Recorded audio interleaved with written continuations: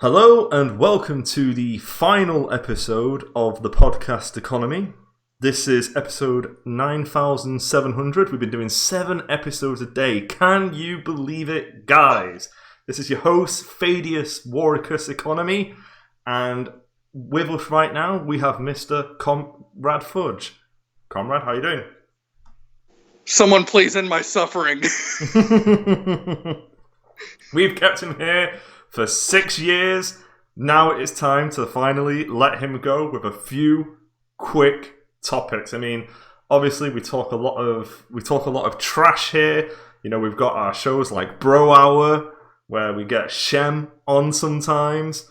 But right this second, we have some hard-hitting news. We've got serial killers. We've got Congresses that don't really do anything. I know that Comrade's got a few questions about BlackRod, whatever the hell that is. We've got things like that going on. So, where should we actually begin with this?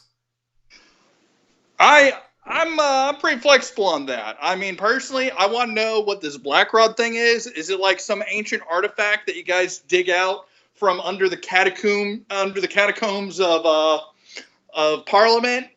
Like, do you dig it out next to the Guy Fawkes body and everything?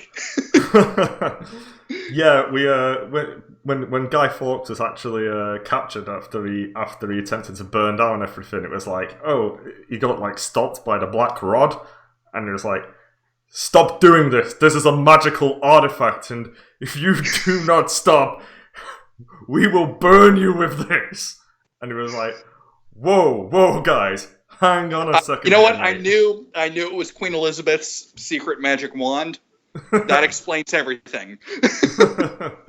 Yeah, she also used that magic wand to sashay away the whole Prince Harry Nazi controversy as well. Just like, no, none of this. If you even remotely speak about this, I mean that's how they defeated the Nazis too. They just waved a wand and suddenly all of Germany stopped being Nazis. I remember. So when Prince Harry started wearing the Nazi uniform, she waved it. Boom, no longer a Nazi. You know what? I remember watching Christopher Nolan's Dunkirk, and that scene was like the best scene in the entire movie. Like it was just like, oh my god, we can't get out of here. What are we gonna do? And then boom, BlackRod. Elizabeth waving the rod. Yep, that makes sense. And it was over. It was incredible stuff. I mean, I've literally not watched a movie since then. You can't top it. You just can't top it. Yep. But in all seriousness, the BlackRod, I have no fucking idea. It is something that I guess just kind of happened. People misinterpreted it a little bit. You had 2 different events going on at the same time. You had the person showing up with the BlackRod going, hey, so this is proroguing now. We're going to do this proroguing thing, and you're prorogued. And then you had all these other people dressed up, I guess, as theatre characters in the background, like, this must be a pantomime because this is a joke. And it's like, well, you are jokes, and it's over now.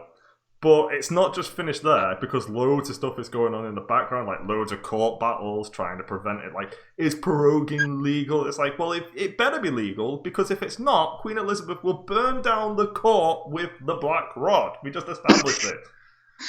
Okay. So let me try and get things straight on my end here. As a dumb American, because we had to dumb down our political system because Parliament was too weird for us.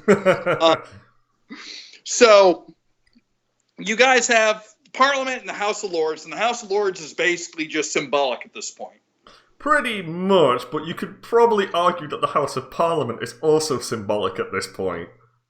Well, yes, but I mean, the entire UK government is symbolic at this point. Yeah. I mean, it's a meme, guys. It's just a meme. It's just a fad. It's just like, we're going to get rid of it one day. It's fine.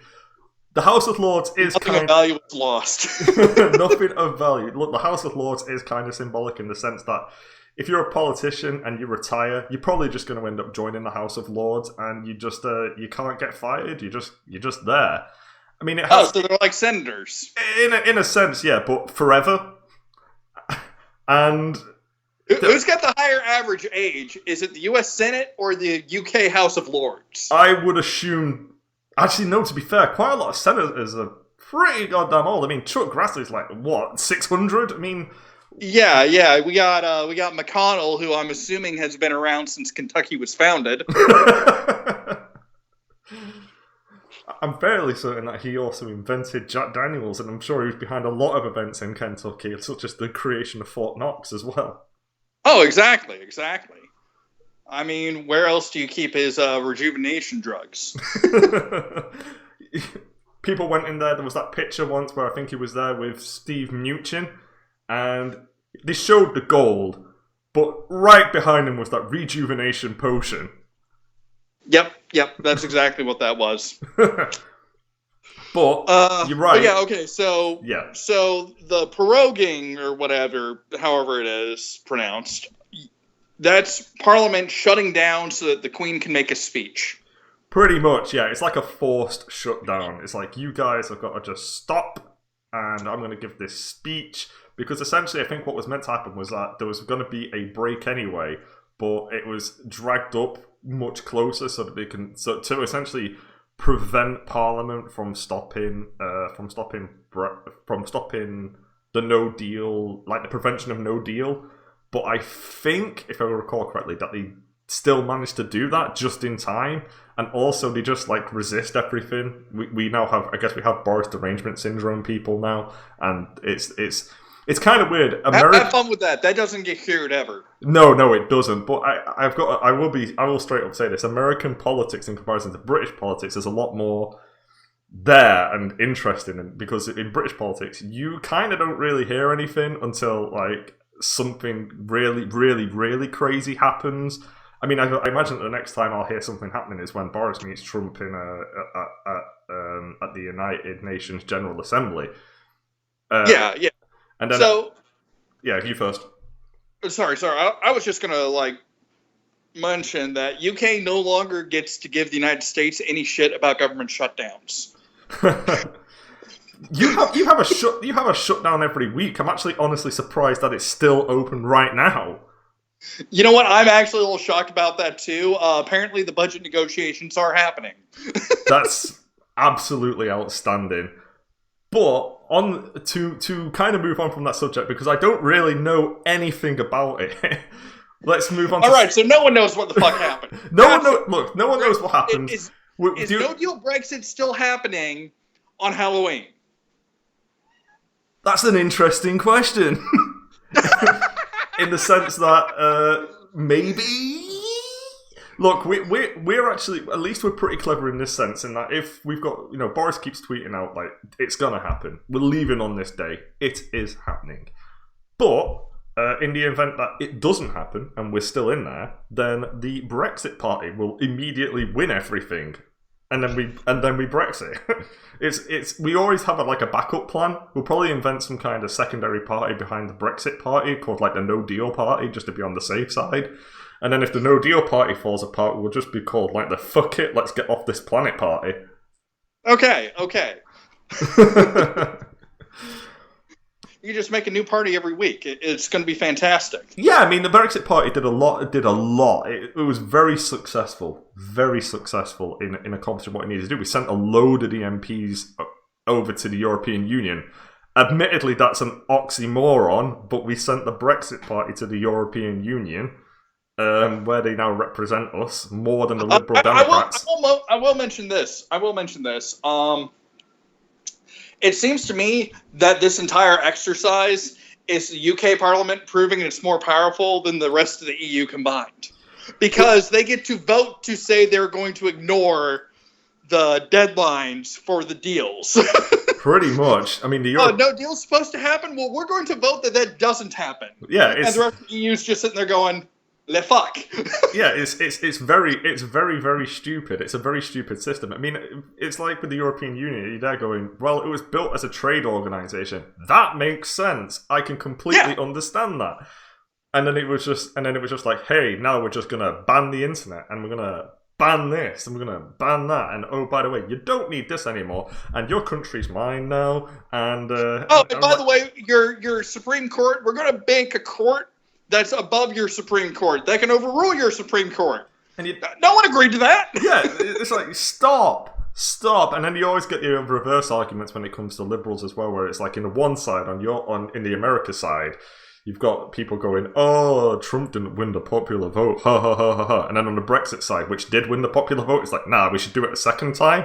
You're thinking, "Okay, then here's your second time. We're going to send the Brexit party to the European Union." It's like, nah, that didn't count. How about a third time? And it just doesn't. It just doesn't stop. Like, it doesn't matter if Trump wins the popular vote. They will literally just ignore it. That's gonna happen. That will happen. That will be the next storyline for you.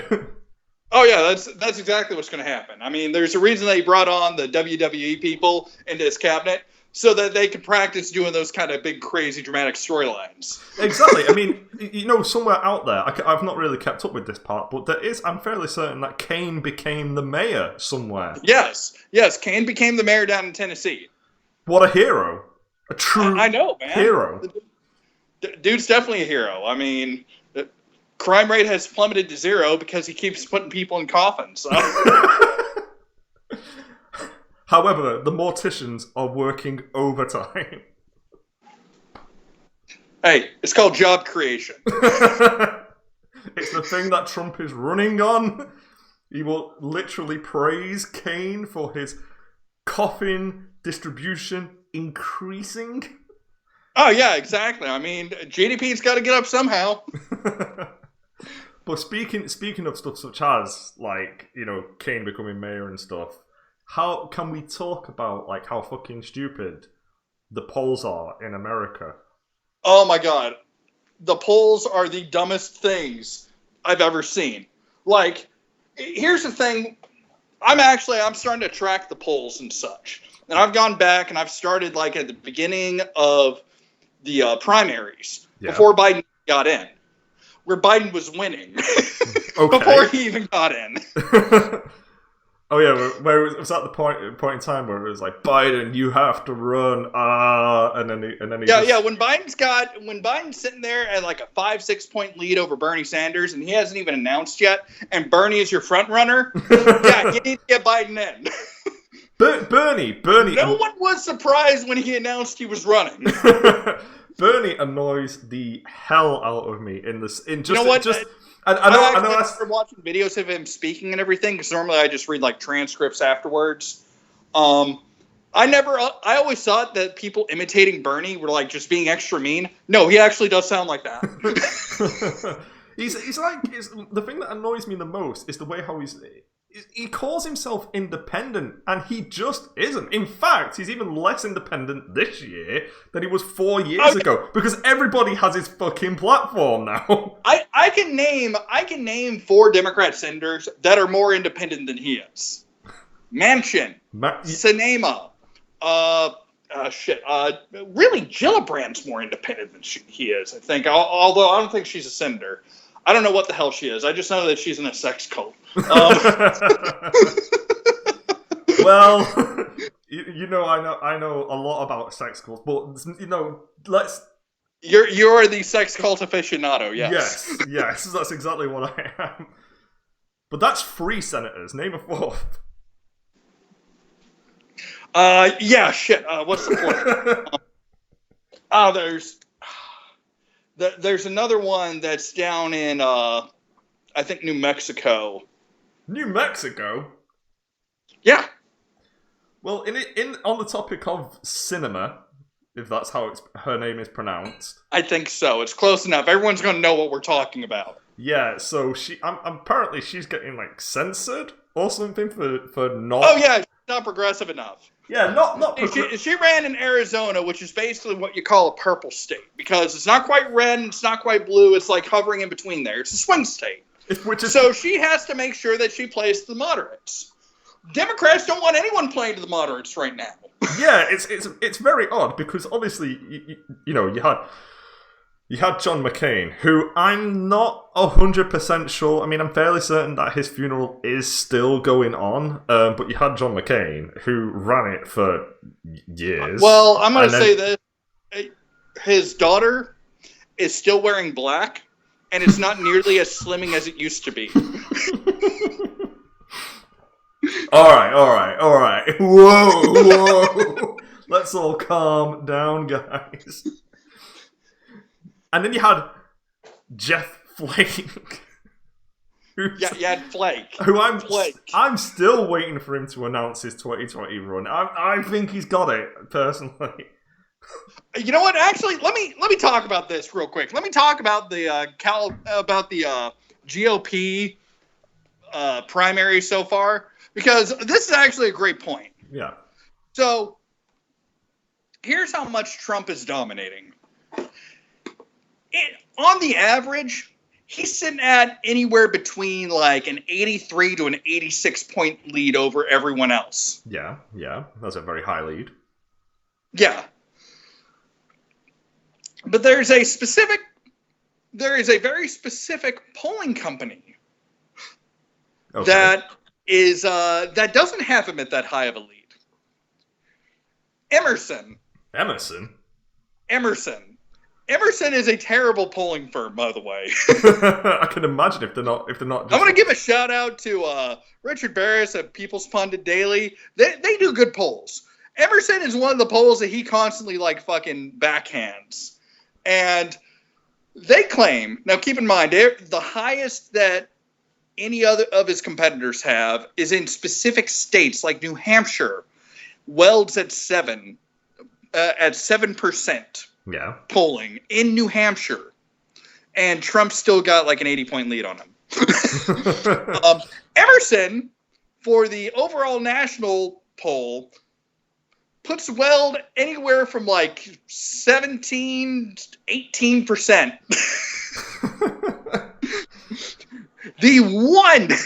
This is the one poll that's doing that. So it shows you how much of an outlier it is.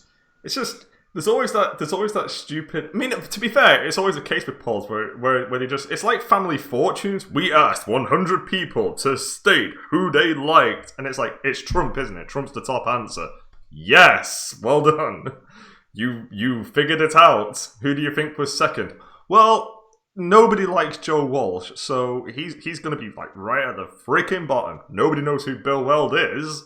And there was that other guy, Argentina man. People are vaguely aware of Weld because Weld was with the Johnson Weld ticket. And the thing that people remember about Johnson Weld is that Johnson is the one that fucked up, not Weld. That's the thing that makes me laugh. So you had Weld, who was a libertarian, or maybe claimed to be a libertarian. He was a Republican that swore off the Republican Party to become a libertarian. Yeah. Said he would never go back to the Republican Party. And now he's back to the Republican Party. Yeah, exactly. And then you've got Joe Walsh, who's one of his most recent interviews was literally Trump supporters are cultists. Like, okay. He was like, no, it wasn't even Trump supporters. The Republican Party are cultists. Oh, yeah.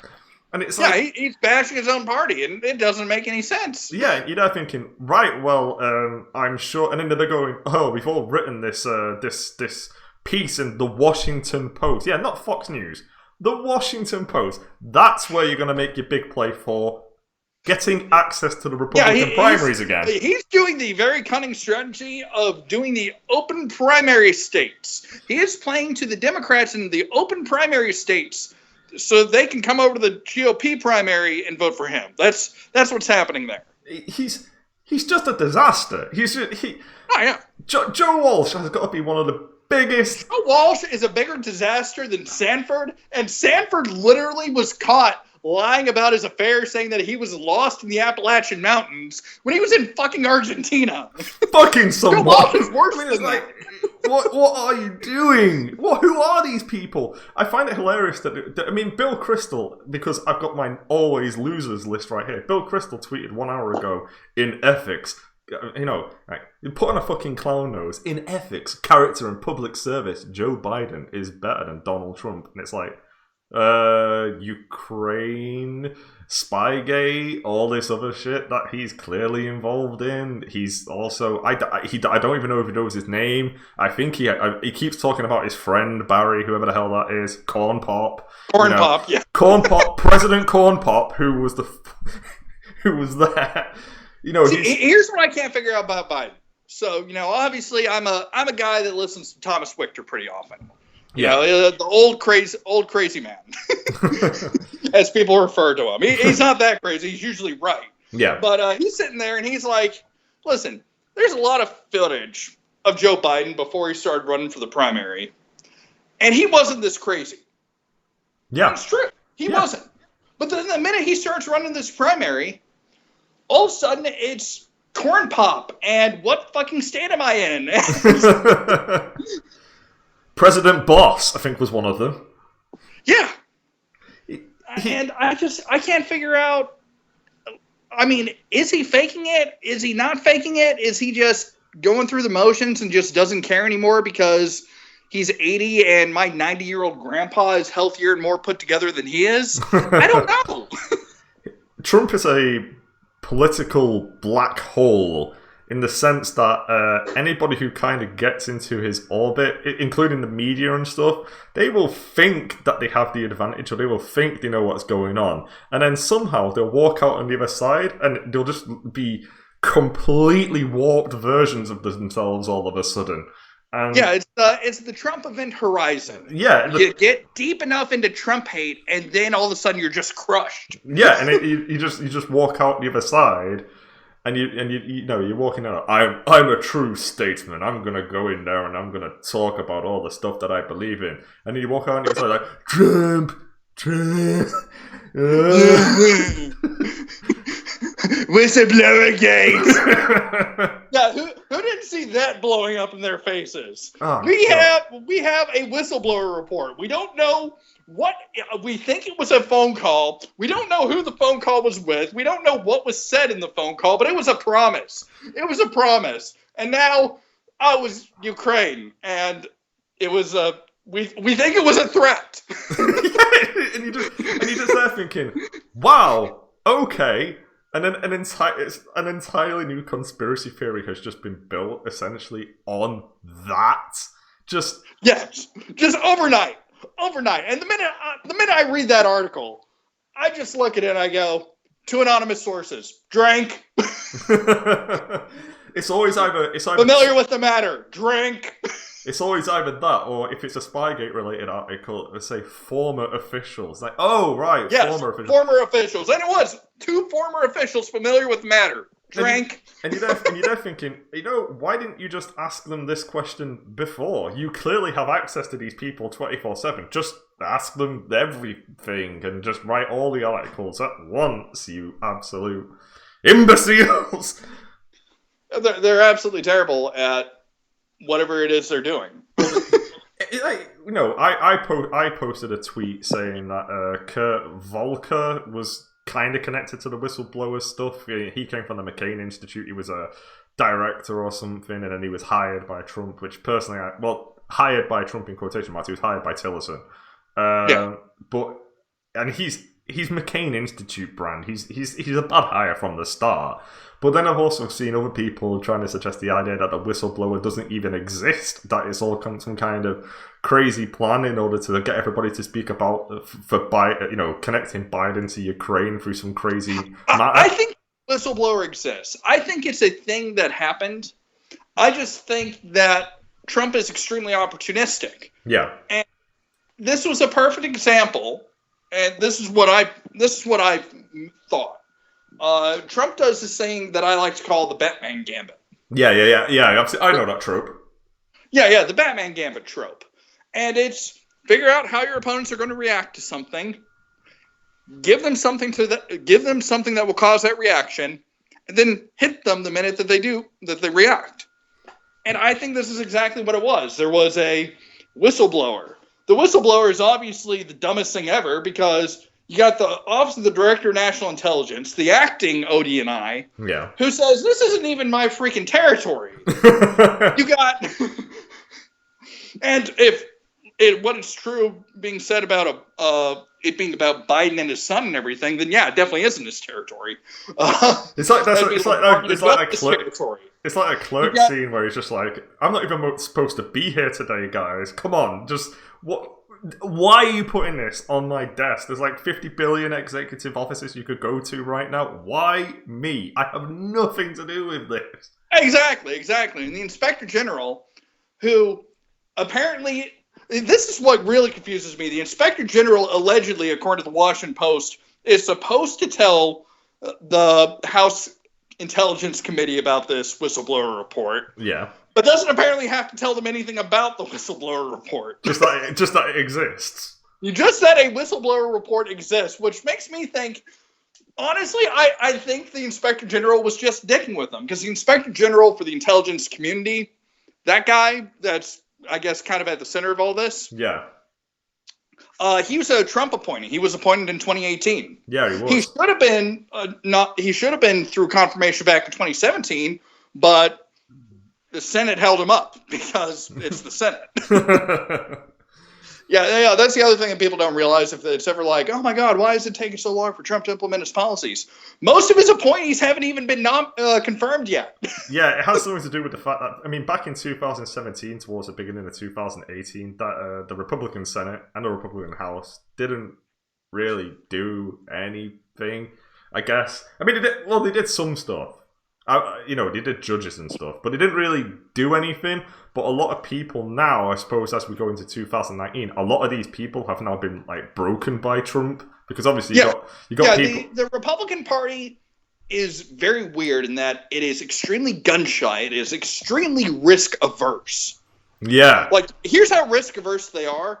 You want to know why there's like the myth that the idea of a conservative millennial is a myth? Yeah. It's because all the conservative millennials tried to like go work with the GOP.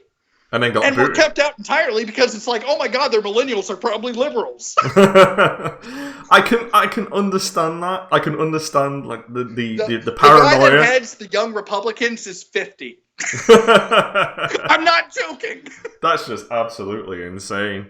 I'm sure does he like, I'm young at heart type deal? Basically, yes. I've got a friend of mine that met him, and it's like the next level down is like they're all in their 40s and such. Jesus. There is definitely some kind of outreach problem when it comes to... I mean, obviously, we have the memes. We have the ability of memes, and memes are always good. Memes have been very successful. It's probably one of the most successful sides of the communication spectrum that conservatives have right now, because they just destroy everyone and they make people laugh. Oh, yeah, and some of the GOP have started to get into it. I mean, you got Lindsey Graham, you got Cocaine Mitch. Cocaine Mitch, Jesus. Cocaine Mitch. The Twitter follow of the week is Team Mitch. Yeah, because he is fantastic. Yeah, whoever's behind that Team Mitch account is absolutely dominating. Oh yeah. I mean, did you see? I retweeted it a few times because I found it so funny. But did you see that, like, Robert Francis O'Rourke's attempt at an AMA, and it was just like a hit and run in that it was a disaster? Oh my God, yes. Now, I deleted my Twitter account like 2-3 weeks ago, or not my Twitter, sorry, my Reddit account 2-3 weeks ago, because it was just getting dumb. I mean, yeah, the Donald's cool and all, but everything on the Donald eventually either ends up or comes from Twitter. Yeah. There was no point other than to sit there and watch, a bunch of liberals try and troll the Donald, and the rest of the freaking website is completely hostile to anyone connected to that. Yeah, I can understand that. I mean, right this second, you've got loads of trouble. There's loads of trouble with the Donald anyway, because loads of the moderators have split off and started some kind of moderator civil war, in the sense that the civil war lasted 5 minutes, and it was like 3 moderators were ousted really quickly. Yeah. So probably best to just. That's like the third time I've seen that happen. I'm not gonna even lie. Yeah. That's like the third or fourth time I've seen a mod civil war happen on Reddit. Reddit's moderator system is very dumb. It is very, very dumb. Yeah, it's hilarious just the way how some moderators can just go, right, this is mine now, see you later. You could just do it with anything. I mean, you got ask Reddit. If there was some kind of, it's like, I've just taken over the Ask Reddit subreddit. Ask me anything. Ha ha ha ha. Yeah, exactly. This isn't the right subreddit to ask you anything. This is the Ask Reddit subreddit. Ha ha ha ha ha. It's just stuff such as that. Reddit is kind of a disaster. I stopped posting on it a year ago, maybe a year and a half ago. I have my account still open, But Yeah, I did. I stopped like half a year ago, and then finally I was just like, I don't even go to this website anymore. Yeah, because it's every subreddit is just the worst. But to be fair, social media in general is the worst. Yeah, social media is a terrible thing. Like, this is the downfall of our civilization we're looking at right now. Yeah, Social. You mean we have access to everyone's private thoughts at all times? no, Who the hell thought this was a good idea? God damn it, Zuckerberg. Yeah, I was going to say, Mark Zuckerberg has access to everybody's thoughts at all times.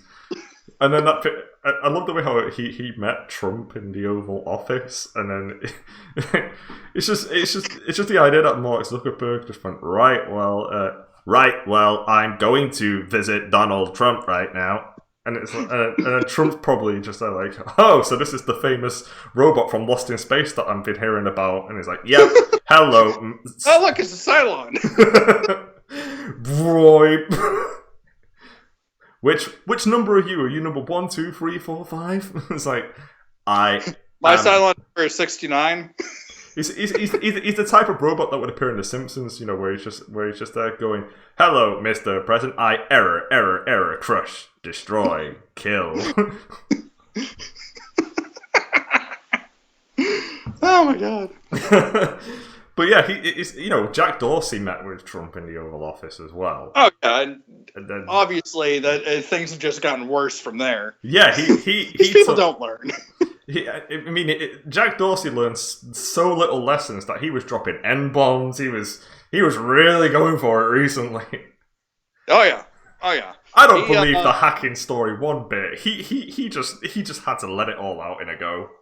Yep, I agree entirely. I mean, that goes to prove, though, you know, just on the topic of social media, that goes to prove that the simple fact that Twitter's hashtag, the trending, is blatantly curated, because that was probably the biggest thing that was happening. Curated. Yeah, they've talked about how the damn thing's curated. The front page of YouTube, there are journalists that have admitted to Project Veritas, oh yeah, if I need something trending, I just call up my buddies over at Twitter or YouTube or what have you, and they just push it right to the top. And it's so stupid, isn't it? It's like, oh, these are the trends that are happening that we want to happen. So, yay! I mean, I understand why curation needs to exist. Today, clap alien booty was trending. I understand that some curation needs to happen because we shouldn't know that humanity is that close to its own destruction.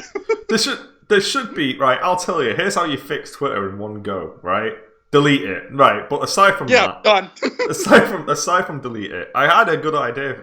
One of the people on the Donald Discord told me a really good idea for an edit button, like an actual edit button, the way how it should work.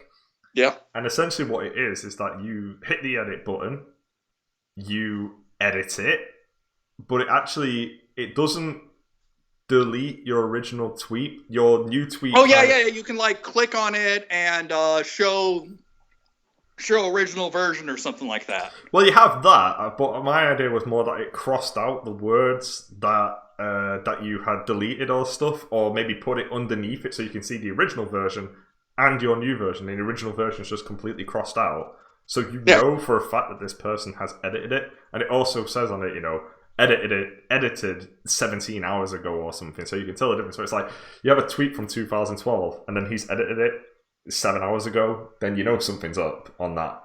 And it also brings the edited version right back to the top as well, so that you can't avoid it. Yeah, but then people would still just, if they were trying to get rid of something from 2012 before, you know, a torch and pitchfork mob came for him, they'd just delete it anyways. Oh god, I'm so sick of the torch and pitchfork mob. The Extinction Rebellion is a freaking good example of that. Oh god, I was listening to them today because they were in a close enough proximity that I heard them twice.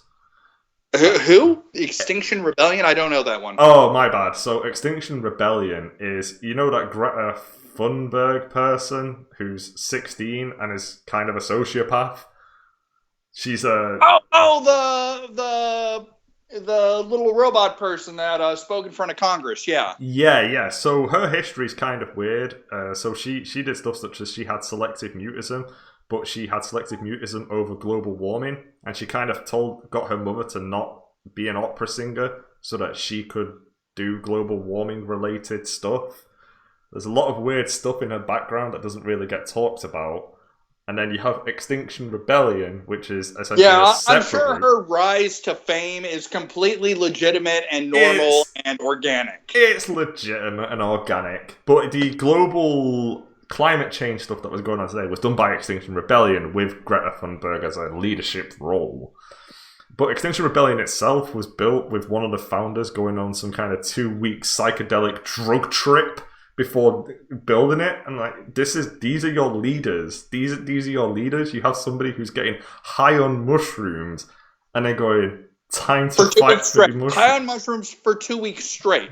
Yeah, it's a big psychedelic trip. And then she was like, fight for the environment. And then that was it. And then she met up with some other dude who has been involved in many other organizations and whose plan was to literally game the system to get to this type of level of power. I mean, obviously, it's all a power play, but I was hearing them, and it was just a load of whistling and banging of drums and lots of yelling, and I'm just like, shut the hell. Yeah, congratulations. That's every leftist protest that's ever existed since the dawn of time. They're not actually the entire point is to generate noise. Literally, they're generating white noise. They don't need to do anything else.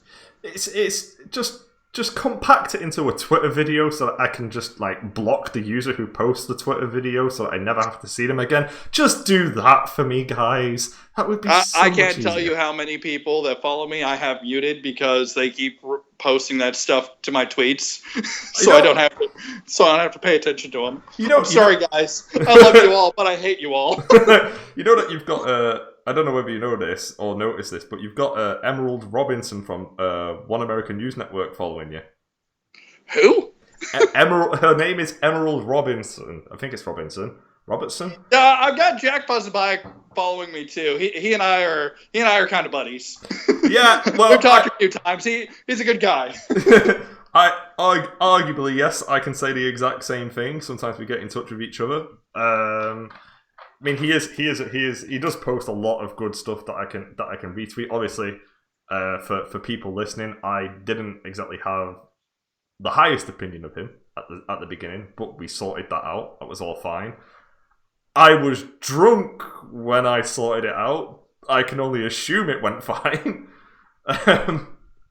But you've got one American News Network doing some good stuff. Fox News is all over the place. I mean, as far as I'm aware, like the morning shows are good, but then the further you go into the night, it just starts getting worse and worse.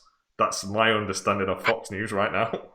Fox News is weird. I mean, granted, I'm somebody I don't like raw just punditry. Yeah. I'm not a fan of the Hannitys and the Tucker Carlsons and that kind of thing. I've never liked those kind of people. You're not a fan of the TikTok club? Is that what you're trying to say? I'm not a fan of the TikTok club. No, give me Greg Gutfield. Greg Gutfield's funny. He should just have his own YouTube show, his own podcast where he's just sitting around with his buddies and and just shit talking constantly. No editing, no editorializing, no producers telling him what he can and can't say. No, just Greg Gutfield, if you ever listen to this, on the off chance that you listen to this, go independent and your audience will triple. I promise you. I have been very jealous. Admittedly, I can say the same thing about people such as Stephen Colbert, who I used to like before I realised he was a massive prick, and all these other people, where you've got the set, and you've got a nice desk, and you've got a nice chair, and then you've got Greg Gutfield, who's got he's got the couch. He's got the couch. He's got a homey. He's got a couch and he's got a recliner. Yeah, it's a homey environment, and you're there thinking, you know what? I wish I had that type of just like a cozy area to speak with somebody. Instead, I'm sat in front of a fucking computer, just in a dark room because because my light doesn't work and I don't have a ladder. My setup's ideal for that. I've literally got like a table, I've got like a long couch, and like a small love seat couch, and then I've got my computer off to the corner. So I can do like D&D games and such. This is amazing. I'm not like some little hobbit in a cave. I own a park bench. Since you mentioned the launcher, I've got a park bench. A park bench. Yes. Wow, I was unaware that I was unaware of UK culture like that. In that you don't have couches, you have park benches. Yeah, it's literally the only thing we sit on over here. Couches were easy mode. We wanted hard mode. We always need to be remembered of like the tough times of being British. The rain is not enough. We need a park bench in order to like sit down. Do you like drill holes in your roofs too, so like some of the rain can come down? Absolutely. And we throw out all the buckets, we throw out all of that kind of crap. We open up all the windows. If the water is not 5 feet high, you're doing it wrong. It's as simple as that, okay? I mean, I know that when you go to the United States, rain is a myth. In the United Kingdom, rain is all the time. The sun itself is a myth. That's how it is. Yeah, that makes sense. So, we've got what else has happened? I mean, like, as I mentioned at the start, you had Ed Book fucking murdering people. You want to go back to polls? Like, we were starting to talk about polls. Yeah, let's go back to polls. For like 20 minutes. So, I've been studying the polls. And the Dem primary polls, that's where things are actually interesting. Yeah. Because the Democrat primary polls... Yeah, they keep flipping. So typically, it's Biden who is in the lead. And then every now and again, you either have Biden Warren overall has had a pretty steady 10-point lead on average. Yeah. And that's been the case since basically the second debate. Like, he might have been up at around 12% or something like that, but he's always consistently been in a double-digit lead. Yeah. It's just, even though he's just, like, he doesn't even know where he is. He doesn't... I mean... because honestly, that's kind of a problem. We're in our own little echo chamber of sorts. Yeah, I agree. Whenever we see Biden screw up, we know he screwed up. We laugh about how he screwed up. We're all making jokes about how he screwed up. But no one on the left sees that. I agree on that. So the reason that he's been staying pretty steady is because there's enough of the mainstream media that's still on Biden's side that keeps that from happening to him. Yeah. Period. Yeah, he gets a lot of defense, and then every now and again you have a kind of an article coming out saying, "Oh, it's over for Biden now," and it's That's because you've got another part of the mainstream media that's closer to the Democrat Party, who are doing what Jack Posobiec has called the Warrening. They're attempting to push Warren to the top. Yeah, and there's nowhere that this is more obvious than the polls. Yeah, it's just mental, because obviously Elizabeth Warren it's as Trump says, he feels as if he dropped the Pocahontas stuff just a little bit too early, and that if he had probably dropped it now, she'd be ruined. Because she's recovered from that. She dropped it on herself. She almost basically torched herself so that she had time to recover. Is how I see it. Yeah, you have that element, and then there was just like this weird period of time where everything she was doing was just really, really ridiculously stupid, such as, "Oh, I forgot it. My husband lives in my house. Wow, holy crap!" That type of stuff. And then I think she was taking some really bad advice. Yeah, and then she you know what makes me laugh? So I look at the 2020 endorsements for all of these people just to see where we're at when it comes to Hollywood. And surprisingly enough, quite a lot of people are backing Bernie. I mean, people that didn't back Bernie last time are backing Bernie this time. Oh, yeah. Because anyone that's got the know-how, the knowledge to do, they've got the audience to do an endorsement and have it actually matter a little bit. Yeah. Are also connected enough to know what's actually happening here. Yeah, they know the DNC is trying to fork in Warren. They know Biden's absolutely insane. And because the DNC has been gaming crap so much, There's no one else. But here's the thing that threw me off. So I've done a lot of stuff. I think I might have spoken to you about it as well.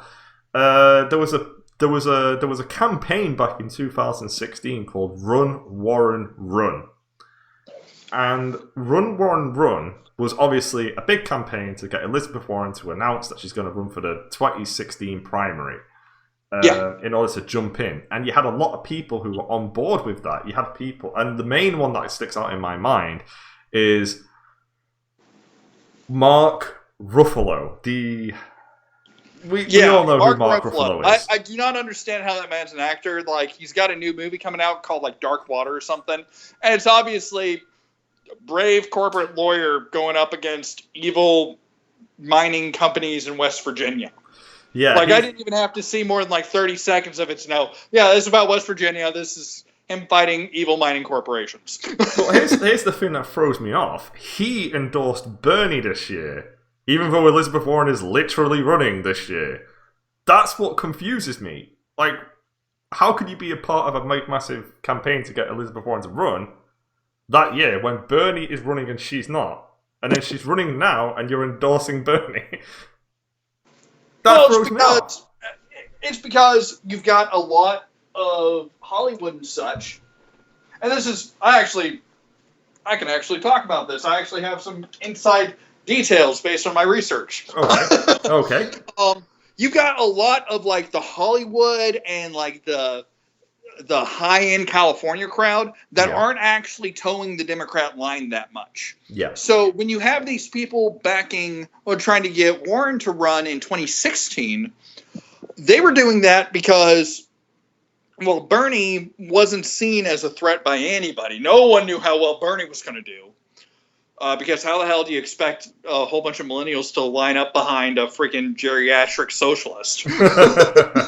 Well, literally, no one saw that coming. No one understood what happened. But then you had Clinton running, and no one wanted Clinton to run.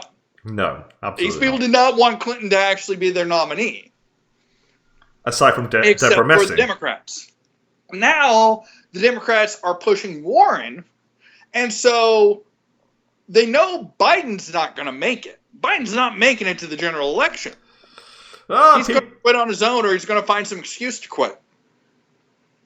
Well, oh shit! It looks as if, actually speaking of Biden, it looks as if he's just released a statement about the whistleblower complaint. Oh no! Save it. We'll get back to that. All right, we'll get back to that. All right. Trump, Orange Man bad. Boom, got it. That's the only thing I ever see on Twitter. It's just Orange Man bad. That's it. Orange Man bad. This is obviously political persecution. I already know what it says. We'll get back to it later, and we'll see how correct I am. And I'm always correct. I'll push it to one side. But they know Biden's not going to make it, and Warren is being pushed by the DNC. Yep. So the only person that they have left is Bernie Sanders. That's who they got left to support. Yep. Yep, that is true. I mean, I wish I could just like pull up a list right now, although maybe I can. Let's just get up 2020. I'm looking at the 2020 polls right now. Well, I've got a Real Clear Politics pulled up. Well, I've got the endorsements open for Bernie Sanders. Just okay. Just to give you some idea. I mean, you've got people such as Dave Bautista of Guardians of the Galaxy, also of WWE fame. Yeah, well. Yes, that is also true. I heard he didn't really have a good run at one point when he came back. No, he was good enough that he could get into Hollywood, and that's pretty much the ideal that a lot of those guys can do. Well, to be fair, The Rock, The Rock is just like. Oh yeah, you got The Rock. Batista got his Guardians of the Galaxy run. John Cena got a couple of movies of his own. Goldberg was in the sequel to the Steven Seagal movie Half Past Dead. Yeah, it wasn't great. Right? That's some real Emmy-winning material. I mean, you've got people such as Susan Sarandon. You've got Billy West, who's Philip J. Fry. You've got frickin' Danny Glover, who I think supports Maduro. You have John Cusack, who blocked... Wait, Danny Glover or Donald Glover? Danny Glover. Danny Glover... I have no idea who the hell that is.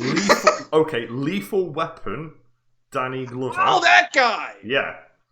And you've got Danny DeVito. You've got John Cusack, who blocks everyone at one point. Yeah.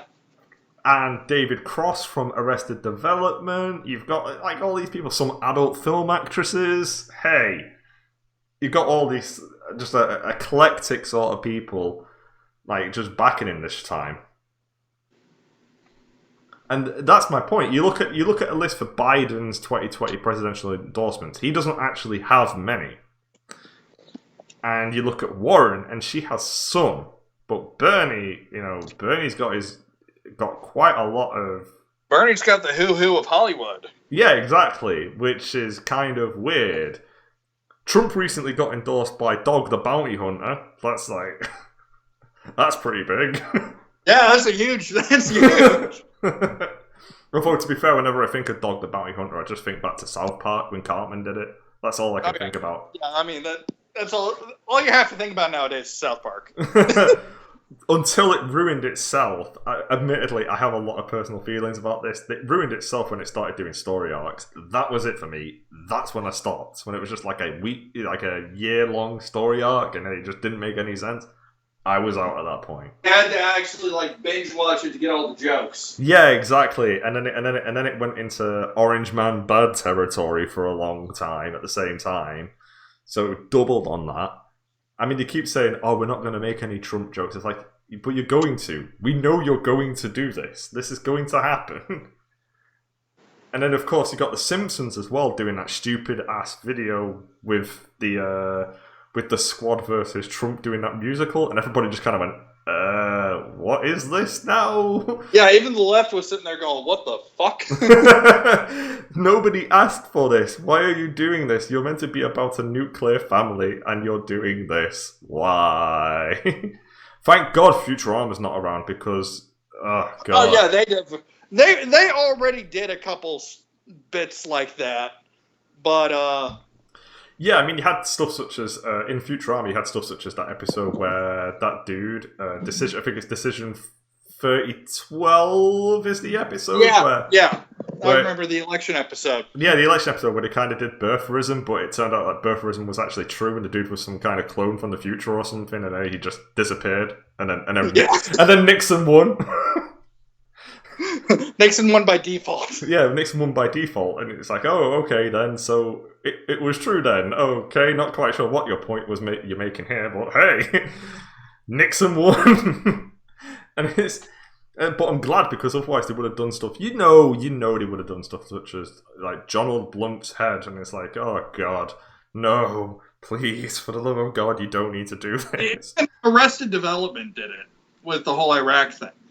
Yeah, because they did when they found, oh God, did they find Saddam in one of the houses, or was it like they found all of his body doubles in one of the houses? Yeah. That was completely ridiculous. That was just that to me though. A lot of people had issues with the Iraq War. Upon looking back, I do think like some of it was. Not Arrested Development specifically, but the media itself was very obviously tainted. At that time, you had a lot of TV shows such as 2D TV coming out and got really going for these people. But now you've got stuff such as like Harvey Birdman. I don't know if you've seen Harvey Birdman.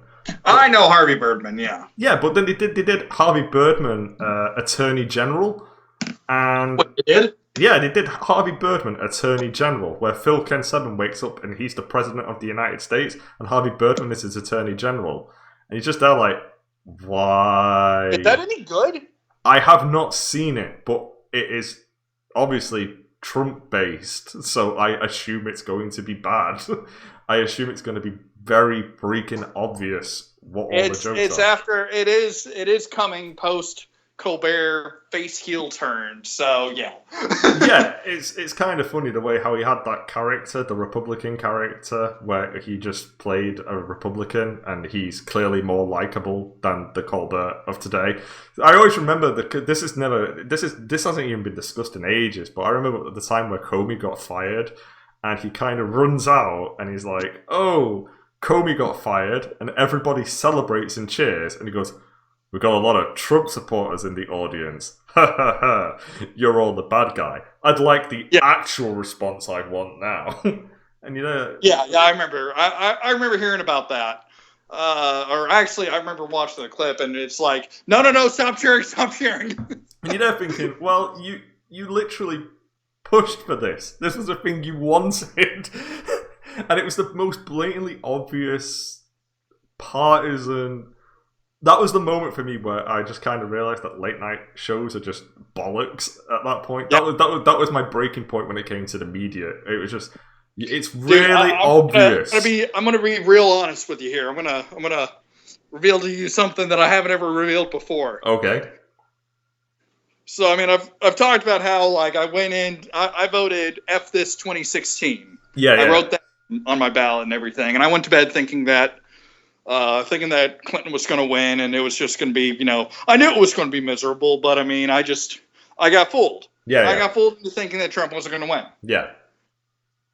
And when I found out that he did win, I was so confused that I went to a GameStop and I bought Pokemon Sun and a Game Boy 3DS because the world no longer made sense. I wanted to play Pokemon. Reality broke for me, and I started playing Pokemon. Liberals, if you ever listen to this, just go play some Pokemon. You'll be okay. That is the solution. I had a different view. So I didn't, I've mentioned this a few times, but I just did not care about politics at all until the day that Trump was inaugurated. And the reason, what essentially happened is that, like, I was essentially constructed to be really politically minded within about 3 months, because what happened was that you had at the start where Trump was running, and I was playing Dungeons and Dragons at the time, and we were making a few Trump jokes at the time, mainly through our Vince McMahon avatar, who I was doing the same thing. Yeah, I was the exact same thing in my campaigns. And then we kind of had that going on, and then he won the election. And then me and my friend listened to the speech, and the victory speech, and I was like, "Oh, that wasn't so bad." And then we said that wasn't so bad, but I still went to bed. That happened later. The first thing that happened was I went to bed on the day that he won, thinking it's the apocalypse. I'm going to be dead tomorrow. And then it was a bit of time. Then we watched that video. And then I went to a New Year's party where one of my friends had a quiz. It was like, "Oh, we've got a load of quotes together. Is it Donald Trump or is it Hitler?" And it's like, okay, well, I'm still apolitical, so I joined in. And then I got to inauguration and listened to his speech, and I was like, "This isn't the Hitler that I was promised. What the hell?" And then that was it. That's what happened. World War III. What the fuck? Yeah, he was just there talking about, "Oh, we should all be united, and we should all do this stuff." And like, this isn't Hitler. What the hell? and that was just it from that point. I was just so confused. I had to look into absolutely everything. So I was posting tweets. And then you realized that it was all a massive fucking lie. Yeah, and then what really helped, and this is part of the reason why I started doing threads, was because I was apolitical, and because I didn't care until his inauguration. When all of the leaks started coming out, I was there like, "What's all this now? I've never witnessed this in my entire life. What the hell is this?" So I started to keep track of absolutely everything that was going on. And then I started to work it out and started to read into loads of stuff, and obviously go into all the conspiracy stuff that eventually I kind of figured out wasn't right. But that's how it happened. It was just this case of kept reading it. Then I made my own account, and then I kept reading, and then I was like, right. Yeah. I ran across your account like right away and everything, where you would make the freaking 100-tweet threads. All right. I made a few mistakes, okay? Admittedly, I'm not knocking you for those. I'm just saying you were making those big long threads, and that's how I found you. Yeah, because I wanted to understand what the hell was going on. It was just a case that, I was being told that this dude from The Apprentice was a Russian spy, and I'm like, that doesn't make sense. It just doesn't make sense. Like, what? It just, you say it out loud, it doesn't even make sense at all. What are you doing? And then you had stuff such as when he posted that Kofifi tweet, or Kofefi. He pronounces it differently to how everybody else pronounces it, but he invented the word, so you kind of got to go with that. Until you realize it's actually like an Arabic word. Yeah, and then you've also got and then you had Hillary. I think it was Hillary Clinton specifically. She went, "Oh, maybe it's Russian code." People forget that one. I don't forget that one. She claimed it was Russian code, and I'm like, yeah, what? They knew it was bullshit when they were saying that type of stuff, and obviously it was all planned by the Democrats and whatever anyway. And they leaked everything. Oh yeah, but and that's how this stuff works. I mean, they showed their pattern so flagrantly that when this whistleblower thing happened now regarding Trump having possibly a phone call, possibly with another country, possibly making a promise, you're like, okay, yeah, this is bullshit. Speaking of which... We're not getting the whole story. Speaking of which, shall I go into Biden's statement now? You know what? Yes. I predicted Orange Man bad. This is targeted political persecution using the Department of Justice. This is an abuse of power. What do we got? Yes. Nailed it. Comrade Fudge is always eventually right. He goes, if these reports are true, then there is truly no bottom to President Trump's willingness to abuse his power and abase our country.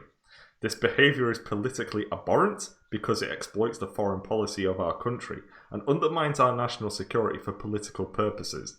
It means that he used the power and resources of the United States to pressure a sovereign nation, a partner that is still under direct assault from Russia, pushing Ukraine to subvert the rule of law in the express hope of extracting a political favor. The dude literally bragged on tape. They've got him on tape bragging about how he got them to fire their prosecutor. All right.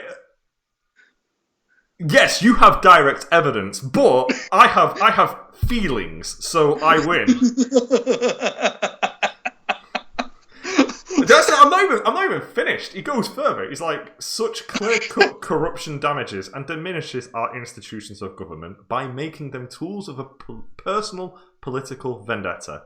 At minimum, Donald Trump should immediately release the transcript of the call in question so that the American people can judge for themselves and direct the Office of the Director of National Intelligence to stop stonewalling and release the whistleblower notification to the Congress. How is this part of the Director of National Intelligence's office? I don't know. I don't know. He's confused would be the best word to put it as. He's just a confused man, and he's playing a very dangerous game because earlier today he was just, so what do you think about all the stuff about your son and Ukraine? I don't want to talk about it. See you later. That's what he did. He just dodged all the questions and just left. He went, maybe Trump should actually try being president for once. Well, that's not the question. The question is, what the hell did you do with Ukraine? Yeah, well, why are you talking to a closed group of supporters and everything, bragging about how you got their chief prosecutor fired? Yeah, well, I mean, it's there. It's right there. This is the evidence. Look at this. Trump should just tweet it out. I do think Trump should tweet. Trump's Twitter could be a hell of a lot more effective. I mean, don't get me wrong, it is effective. It could be more effective if he was doing that type of stuff. It could be weaponized to degrees that we haven't even comprehended yet. Yeah. It's maybe he's saving it for his second term because that's inevitable at this point. Just like all he has to do is tweet out a couple Hill articles. Yeah, the Hill wrote about this. New York Times wrote about this. Yeah, he just has to retweet them, and it would just be over. The liberals would literally cancel their own subscriptions from these things simply because Trump is tweeting about them. It's a win-win. He destroys the media, owns the libs. He just wins. But he just kind of just like tweets it out. And to be fair, it's always when he like Bill De Blasio, gave up on his political aspirations to become the president of the United States, which was a farce anyway. He quit. He quit. He just went, I'm out. And then Trump just like dropped him, just fucking buried him right there and then. He was just all like, ha. You could tell that was personal. Oh, like, yeah. I made a tweet about this. I was reading that, and I was like, you saw what he did with Gillibrand. Yeah. And he said, it's a good thing that they never found out that she was the one I was worried about. Ha, ha, ha. But here, literally, it's just rapid fire. I count 5 different burns in that tweet alone. He doesn't like Bill de Blasio. I mean, to be fair, what happened? He announced that he was running for president at a time where nobody asked him to. Everybody had already been announced. And then he was just like, me too. And like, yeah. He did what's called in the business world second mover advantage. He let the field settle out, and then he jumped in to completely turn it over. Yeah. That's what he did. And then he finished at 0%. What a hero. What an absolute hero. I mean, to be fair, he outlasted... Oh, you're talking about... Sorry. You're talking about... We're talking about de Blasio. Well, yeah, that's basically what de Blasio tried to do. That's what Trump did. Yeah. That's what Trump did in 2016. He waited for everyone to, like, rise up and everything, and then he hit and flipped the table. De Blasio tried to do the same thing, except he didn't have an escalator. Yeah. He did not have a solid gold escalator, and so it didn't work. He can't even fit through doors, okay? Like, he can't even fit in rooms. He can't... He's just too big. He had to hold one of his rallies in the lobby of a hotel because he couldn't fit on the stage in the auditorium, and there was no one else that could fit in the lobby with him, and so he only had like 12 people there. he literally left New York in darkness and just kind of sat in Iowa like, oh yeah, well, good luck guys, don't resort to cannibalism. De Blasio being on the campaign trail is the first ray of sunshine that they've had for years. But it's on that note, you know, he had a crystal ball lady, Marianne Williamson, who... She is a magical woman, and we should not make fun of her. Yeah, I mean... She is a lady wizard. She's going through quite an adventure. I'm sure that she's probably learned a hell of a lot from this experience. And then you've got people such as Andrew Yang, the communist, who's just like going, haha, you vote for me and I'll give you $1,000. And like, yes. What are you going to do? Stop the robots. Aside from that, what are you going to do? What Yang really wants is the WALL-E future. Where everyone's needs are taken care of by robots. Whoa. He knows the robots are coming, and so he's like, screw it. We're just going to give everyone money to live how they want. Oh, right. So is he doing like a double talk where he's trying to stop automation or claim that he's stopping automation? He's trying to slow... His stance is slow down automation enough until we can hit that point of a needless society where everyone's needs are met. That's what he wants. And then he's just going to go, right, let's all hang back. Get fat, lean back, yep. Done. Yeah, that's what he's after. And in comparison to Kamala Harris, who kind of wants to turn the world into Blade Runner. Yeah, she wants to turn the world into RoboCop. Yeah, and... She wants a RoboCop that listens to Tupac and shoots drug dealers. Man, what an absolute disaster that crew is. Just I'm sitting here, I'm scrolling through the RCP polls because I don't like the site in terms of like it's obviously kind of heavily political. They give a lot of attention to polls that should not get attention, such as the Monmouth polls. Yeah. But it's the best kind of like aggregate that you're going to see. Yeah. And I'm looking all the way back through like July even. You would have 3 candidates, Biden, Warren, and Sanders, and then depending on the poll, if it was like a state level poll, maybe someone else like Harris would be up higher, like in the California Democrat primary. Harris was at 17. Yeah. Biden was still at 25%. Yeah, it's just and there's never been a real competition. And Harris it just hasn't happened. And even then, Harris got absolutely bullied by Tulsi Gabbard, who I think personally is still insane. She just hides it better. Yeah, that's exactly the case. She hides it better. Although she's stopped hiding it now, she came out and endorsed the Iran deal today. Yeah, classic Tulsi right there. Just, Iran deal, Trump supports Al-Qaeda. Yeah, she's part of that whole group that's kind of taking money under the table from overseas politicians that might be friendlier to Iran than they should be. Yeah, and then you've also got the part... Oh, God, this is the part which really... I used to like Tulsi. I thought she was all right, but the part that made me go, hang on a second here, you're just as crazy, was the part where you had that Hawaii evacuation, which affected the whole island. And then Jim Carrey was all, oh my God, I'm gonna die! I'll turn this into a painting of of nuking the White House or something. And then you had... And then Tulsi... Yeah, the accidental missile warning. Yeah, and then Tulsi was all, this is Donald Trump's fault because he has no idea what's going on with North Korea, and North Korea is going to nuke Hawaii at any point. And then I'm like, no. No. Yeah, North Korea just doesn't have those capabilities. That's a big problem with our media right now. They are constantly overstating the capabilities of our possible opponents. Yeah. They were overstating the capabilities of North Korea. Quite frankly, I don't think they can actually sustain a bombardment of artillery. That's their most dangerous aspect, is the fact that they have a lot of big population centers like Seoul and range their artillery. I don't think they can actually maintain a bombardment for long enough. No. I think maybe they'd be able to go for 2 hours or something, and that would be it. Yeah, it would just... That would literally they'd have their own shelves blowing up on them in the process because their crap is from literally the Second World War.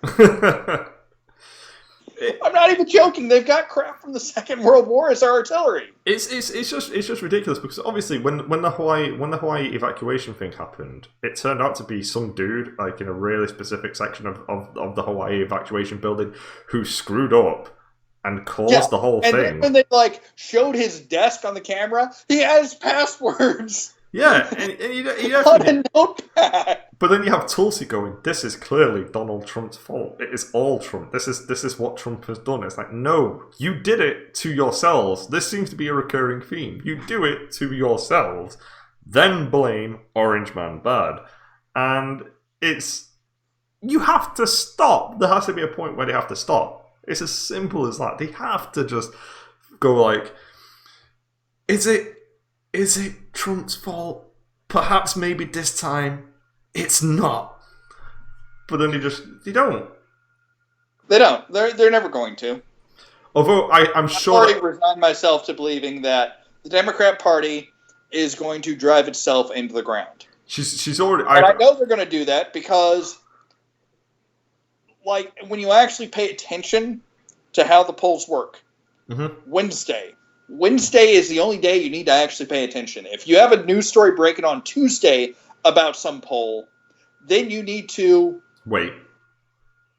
Yeah, you just need to wait, because if it's off cycle, if it's Monday or Tuesday or something, then chances are, and it's getting news attention, then chances are it's a bullshit poll. And that's what a lot of the polls in 2016 were. You'd have the polls that were coming on Wednesdays, and then you'd have the occasional poll on a Monday or Tuesday that everyone would pay attention to. Yeah. Showing, oh my God, she's got a 30-point lead. Clinton's got a 30-point lead. No, she doesn't. It's an outlier poll. And I mean, I'm unfortunately, we actually have to nearly wrap up this particular episode. Oh my God, it's been a long time, surprisingly enough. I mean, and it's also, to be fair, it's also our final episode, so... Yeah, it is our final episode, so you're finally fucking releasing me from my endless hell. But some quick notes right now of just stuff that's just happened right now. Joe Walsh is there saying, I'm challenging real Donald Trump in the GOP primary. I disagree with Joe Biden on plenty of policy issues. But I stand with Joe Biden here. So you already know where he's going to be going in the future. He says Joe Biden... Joe Biden puts America first. Donald Trump doesn't. That's that. No. Like, yeah, it's just no. No. Go back to Chicago where you belong. Go back to your radio show. Never mind. Maybe next time, Joe. Oh, God. Just some absolute useless people. Oh, my God. Dude. The ultimate 2020 ticket for the Democrats. Joe Biden, Joe Walsh. JoJo's Bizarre Adventures. I was going to say that. JoJo's Bizarre Adventure. But it was me, JoJo!